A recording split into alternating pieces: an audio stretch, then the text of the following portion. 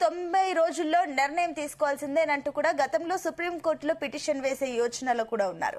అయితే న్యాయ నిపుణులు అభిషేక్, మను సింఘ్వి, సుదర్శన్ రెడ్డి చర్చలు కూడా జరుపుతున్నారు. ఇదే అంశంపై ఇవాళ డిబేట్ లో డిస్కస్ చేయబోతున్నాం. ఇవాళ డిబేట్ లో మనతో పాటు పార్టిసిపేట్ చేస్తున్నారు రాజకీయ విశ్లేషకులు ఇక పెంటపాటి పుల్లారావు గారు ఉన్నారు. అండ్ అదే విధంగా బీజేపీ నుంచి అల్జాపూర్ శ్రీనివాస్ గారు ఉన్నారు. ఇద్దరికి వెరీ గుడ్ మార్నింగ్ అండి. Good morning. ఎస్ పుల్లారావు గారు, ముందుగా మీతో స్టార్ట్ చేద్దాం. సో మీకు తెలిసిందే సెప్టెంబర్ 30 లోపు అటు లోకల్ బాడీ ఎన్నికలు జరగాల్సిందే అంటూ కూడా అటు కోర్టు నుంచి ఆదేశాలు ఉన్నాయి. ఆ మేరకు ప్రభుత్వం కూడా చక్కచక్క అడుగులు వేసే ప్రయత్నం అయితే చేస్తుంది. కానీ అంతకంటే ముందుగా ఇక్కడ ఒక మెయిన్ లిటిగేషన్ అయితే ఉంది. బీసీ రిజర్వేషన్లు అమలు అయితే గనక ఆ రిజర్వేషన్ల ప్రకారం మనం ఎన్నికలకు వెళ్లాలని చెప్పేసి ప్రభుత్వం యోచిస్తుంది. బట్ ఈ న్యాయపరంగా చూస్తే కూడా ఇది ఎంతమైనా పాసిబిలిటీస్ ఉన్నాయన్న ఒక సందేహాలు వ్యక్తం అవుతున్నాయి. అండ్ ఇంకొకటి తెలంగాణ గవర్నమెంట్ వచ్చేసి అటు సుప్రీంకోర్టుకు వెళ్లే యోచనలో ఉన్నట్లు మనకైతే సమాచారం ఉంది. సో ఏంటి దీనిపైన మీ అనాలిసిస్ ఏంటి? ఇది పాసిబుల్ అవుతుందా సుప్రీంకోర్టుకు వెళ్తే? ఒకటి, సుప్రీంకోర్టుకి వెళ్ళిపోతే ప్రతి బిల్లుకి 90 రోజుల్లో ఫాస్ట్ ఫుడ్ ఆర్డర్ చేసి రోడ్ సైడ్ నిలబడి తినేసినట్టు కాదు. ఇంకా ఏదో బిల్లు పాస్ చేసేసి ఏ అసెంబ్లీ అయినా గవర్నమెంట్ పంపించేస్తే గవర్నమెంట్ కాదంటాం, అది ఏమో పొలిటికల్ గా ప్లే చేయటం. ఇప్పుడు ఇదే కాదు, ఫర్ ఎగ్జాంపుల్ బీజేపీ రాష్ట్ర ప్రభుత్వం ఉన్నది, అదే ఇంకో ప్రభుత్వం సెంటర్ లో ఉంటే ఏదో బిల్లు పాస్ చేసి ప్రతి మనిషికి 50,000 ఇచ్చేయాలి, 1,00,000 ఇచ్చాలి, వాళ్ళని చేయాలంటే ఇది పాస్ చేయవు, ఆలోచిస్తారు. ఇది పెద్ద బిల్, ఇది సామాజిక విషయాలకు సంబంధించిన బిల్.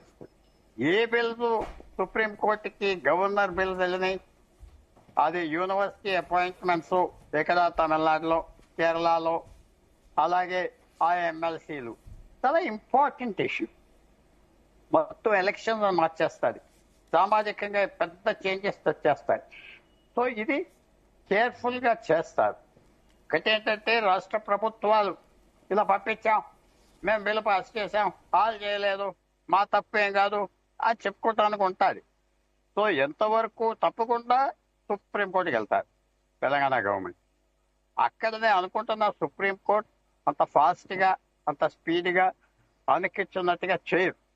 అది బీజేపీ ప్రభుత్వం ఎలా రియాక్ట్ అవుతుంది, సెంటర్ లో వాళ్ళు ఎలా పోర్ట్రే చేస్తారు, ఇది ఒక పొలిటికల్ గేమ్ అంటారా లేకపోతే ఏదో చేస్తారా, ఆ గవర్నమెంట్ లాయర్లు ఎంత శక్తితో చేస్తారు ఆలోచించాలి. అదేదో పెద్ద అటార్నీ జనరల్ ఉన్నాడు, సాలిసిటర్ జనరల్ ఉన్నారు, అన్ని కేసులు గెలుస్తున్నారా, గెలవరు. సో వాళ్ళు ఎలా ప్లే చేస్తారు నేను అనుకుంటున్నా. అది నేను తప్పవచ్చు, దానికి ఏం ప్రాబ్లం లేదు. అంత ఈజీగా ఫాస్ట్ ట్రాక్ చేయరు, టైం తీసుకుంటారు. ఇది ఇంపార్టెంట్, చాలా స్ట్రక్చరే మార్చేస్తున్నారు కాబట్టి సుప్రీంకోర్టు ఏం చెప్తారు సెంట్రల్ గవర్నమెంట్. ఒకటి, రాష్ట్రపతి బిల్లులు వెంటనే చేయాలా, ఆ కేసు ఇంకా ఉన్నది కదా, ఆమె సలహా అడిగారు కదా సుప్రీంకోర్టుని, ఆమె అడిగారు కదా, అడ్వైస్ అడిగారు కదా, నడుస్తుంది కదా. సో ఇవన్నీ కలిసి వస్తాయి. ముఖ్యంగా ఏమిటంటే సెప్టెంబర్ 30 లోపల అయిపోతుందా, అవ్వదు. అవ్వకపోతే వీళ్ళు ఎక్స్టెన్షన్ అడుగుతారు ఎలక్షన్స్ కి.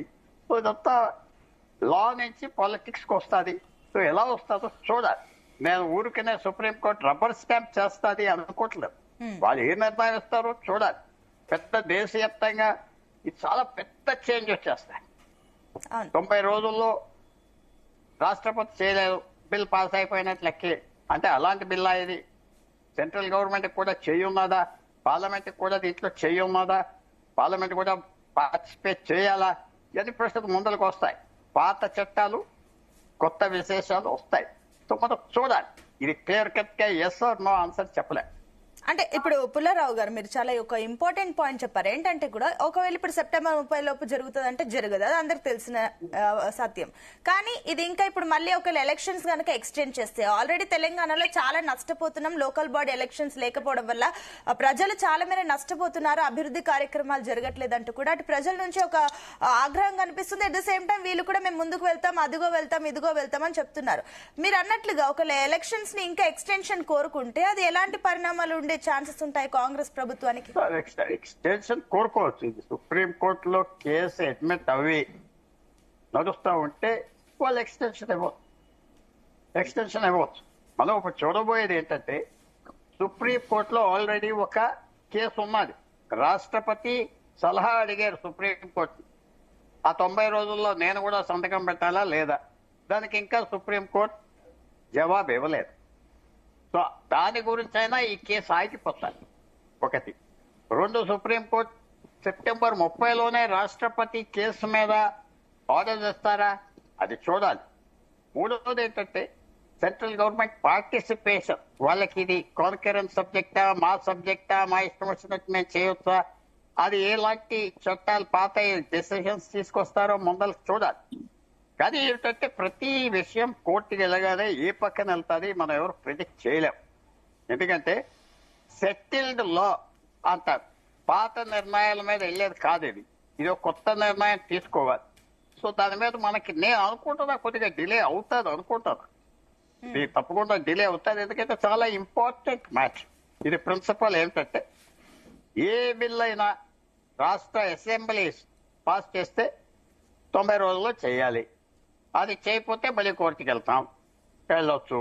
సో ఇది చూడాలి, ఇలా ఎలాంటి ప్రిన్సిపల్స్ వస్తాయి ఈ విషయాల్లో చూడాలి. ఎస్, అంటే పుల్లారావు గారు మీరు చెప్తున్నట్లు ఇది చాలా ఇంపార్టెంట్ మ్యాటర్. ఎందుకంటే కూడా బీసీలు అందరూ కూడా దీనికోసం ఎదురు చూస్తున్నారు. అందరికీ ఇది ఒక రకంగా చాలా కీలకమైన పాయింట్. అండ్ అన్ని ప్రభుత్వాలకు కానివ్వండి, పార్టీలకు కానివ్వండి, ప్రజలకు కానివ్వండి, ఇది చాలా ఇంపార్టెంట్ బీసీ రిజర్వేషన్ అనేది. కానీ అక్కడ చూస్తే కూడా 50% క్యాప్ దాటాలి ఈ లెక్క ప్రకారం చూస్తే, ఈ చట్టం అమలు కావాలంటే. కానీ ఇది దాటాలంటే కూడా షెడ్యూల్ 9 కాకుండా ఇంకా వేరేమైనా ఆప్షన్స్ ఉన్నాయా? ఒకటి, మీరు చెప్పేది మీ హక్కులు మీ ఉన్నాయి, బాగున్నాయి. మా హక్కులు కూడా మీరు తీసుకోవటానికి ప్రయత్నం చేస్తున్నారు కదా. సో ఎవరైతే దీనికి నెగటివ్ గా ఎఫెక్ట్ అవుతారో వాళ్ళు ప్రొటెస్ట్ చేస్తారు. ఒక విషయం, రాజ్యాంగం ఒక సెక్షన్ కే కాదు, అన్ని సెక్షన్స్. ఫర్ ఎగ్జాంపుల్, నా దగ్గర ఆస్తి ఉన్నది 100 ఎకరాలు. ఇదే మేము తీసేసుకుంటాం, పంచి పెడతాం అది ఒకనప్పుడు ఆ కేసు వచ్చింది. వస్తే సుప్రీంకోర్టు ఏమన్నదంటే ఫండమెంటల్ రైట్ ఏదైతే ఇచ్చారో 1950 నుండి రాజ్యాంగంలో మార్చడానికి వీలు లేదు. గోలక్నాథ్ కేసు అంటారు. అది మెయిన్ ఫౌండేషన్. ఏ నిర్ణయం తీసుకున్నా ఫండమెంటల్ రైట్స్. నా రైట్ ఏంటి? నేను ఎలక్షన్ పోటీ చేయడానికి. మీ రైట్ ఏంటి? మాకు ఇది కావాలి. సో ఇది క్లాష్ అవుతాయి. వన్ వే ట్రాఫిక్ కాదు. అపోజ్ చేసే వాళ్ళు అపోజ్ చేస్తారు. సో అది ఎలాంటి పరిస్థితి వస్తుంది చూడాలి. క్లాష్ వస్తుందా? ఆ 50% దాటాలి. 50% దాటాక సుప్రీంకోర్టు బ్యాన్ ఉన్నది.